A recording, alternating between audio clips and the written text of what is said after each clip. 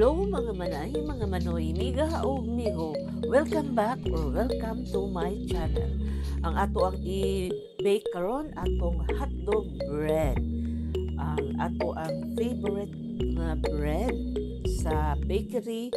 Ato ang himuon diri sa ato ang kalay.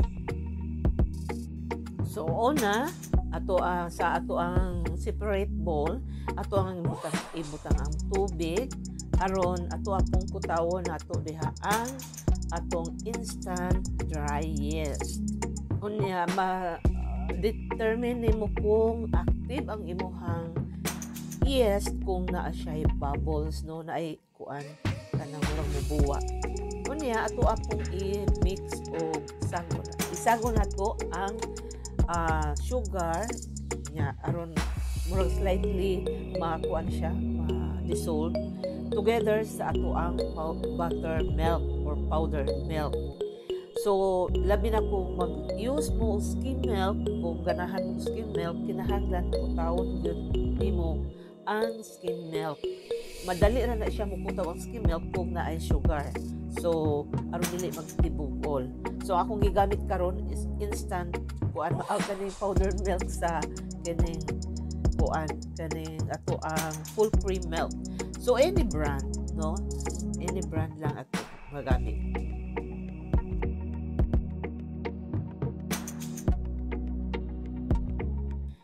Then, ato ang salt, ato yung isagol sa ato ang flour.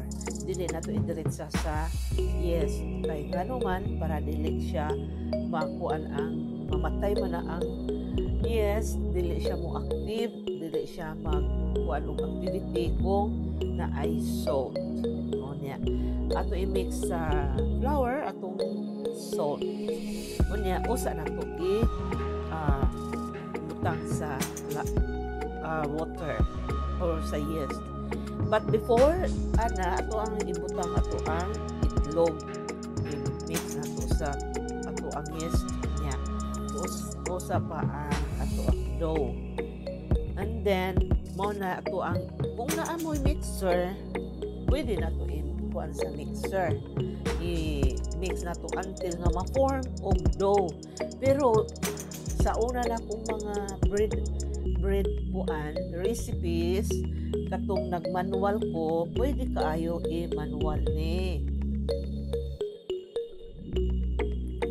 Siguro mga 5 to 6 minutes ato ang pagkuan ani nga igo gid siya nga murag medyo smooth na ang iyahang texture.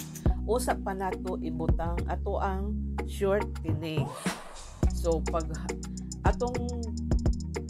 mix nato sa shortening, ato na po na siyang mix na po nato, inid na po nato o kanang mga at least 4 minutes. Pero kung manual na to nga paghimo, kung ma-form na siya, wala na tubig, di na siya kuan, dili na siya basa, pwede nimo isagol dayon ang shortening kay aron pagmasa-masa na nimo.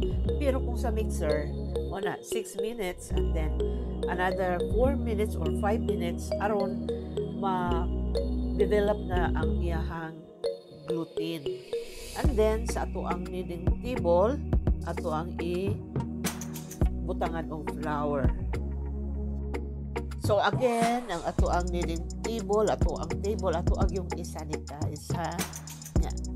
Mao na nga, ato ang butang ang flour na ito, karon di mo dikit. Kunya, nag-test ta sa katong previous na ko nga mga bread unsaon ito pag-determine kung ready na ang dough. So katong elastic na unya medyo kuan bitaw di na magisi kung imuhang i-stretch gamay. Unya so kini kay ato namang ready naman siya sa ato ang mixing bowl, ato ang butangan og oil anya i-form nato ni siya og ato ang dough ay form og smooth balls ibutang dito sa ato ang naay ibutangan nato oil nga bowl. after na to mabutang sa mixing bowl or sa atong bowl no nya gikabira na nato og plastic or cling wrap ato ang dough nya ipatubo og 1 hour. After 1 hour ato ang dough nitubo na nya i-divide ni nato into small balls nya i-kuan po nato i-smooth nato ang kuan. Sa akong previous nga bread recipes na nato sa nato pag form into small balls no sa ato ang bread. Ang kadakon pud sa inyuhang kuan mga partition sa ato ang pag divide sa dough into small balls magdepende sa inyuhang kanang size no. Ara ninyo kung gusto mo gagmay or gusto mo dagko pero ang ako it's 45 grams ako ang giveaway.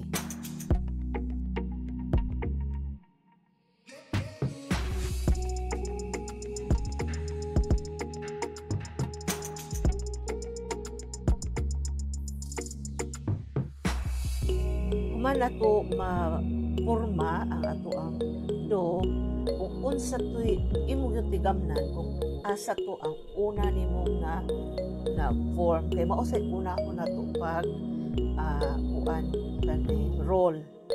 So i-flatten na to na i-roll na to. Ako nag-use ko sa ako ang gamay nga rolling pin pero kung wala mo ani nga small rolling pin pwede ra tong regular nga rolling pin or mga bote pwede po na no.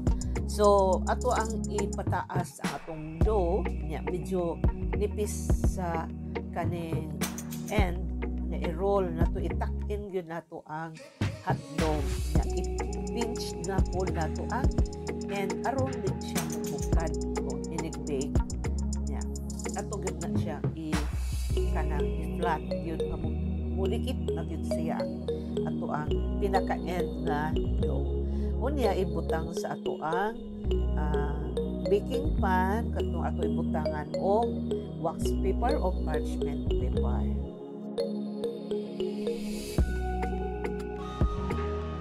By the way, ang katong pinaka-end bitaw nato nga sa dough kung nipis mas labing maayo kung manipis ninyo kay dali ra siya nga mo kanang upot bitaw mo dikit mo kuan din na siya. After nimo na po na butang sa baking pan imo na po ni siyang tabunan o plastic cover sa plastic kay kuan mo patubo na po nimo i-proof na po nimo og 45 minutes while nag-preheat ka sa imuhang oven.